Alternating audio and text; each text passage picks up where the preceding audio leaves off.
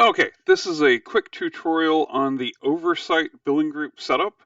And first off, why have an oversight billing group? Well, if you're a PI, you have one billing group, you have a certain number of financial admins that you may want to have permission to pay for bills, the oversight billing group is not really needed. You would just add um, the financial admins to your one billing group as needed and add or remove their permissions. But let's say you have 10, 20 different billing groups, and you're going to have a group of financial admins that need access to all of those billing groups.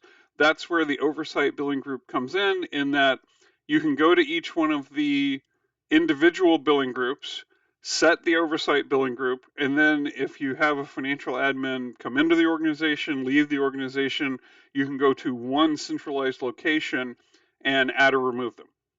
So if you have a billing group that you want to be available as an oversight billing group, you need to contact the SUMS administration staff. You can go here to contact in the top menu. I want to ask SUMS administrators a question and send us your request.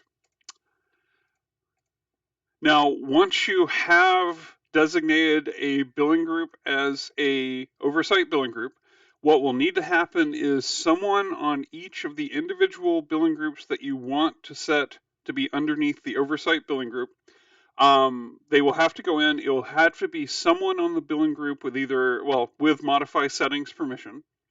When that person logs into SUMS, the first thing they see is their dashboard, and at the very top is billing group administrative functionality. The first thing on this is a drop down, and right now I just have one billing group, but someone could open this drop down and have 10 different ones. They'll need to go to each of their billing groups. Just underneath that is oversight billing group setup. Click on that to expand it. Click on the drop down.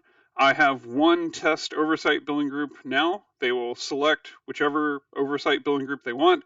Each billing group can only have one oversight billing group, and update.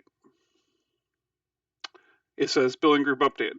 Now, what this means is that when someone from the oversight billing group loads SUMS, even though they do not actually have a membership with this billing group, they would be able to see this billing group name in their dropdown. They'll be able to pay bills if they have View Financial. They'll be able to modify settings or modify members if they have those permissions as well in the oversight billing group. If any questions, please let us know using the contact feature.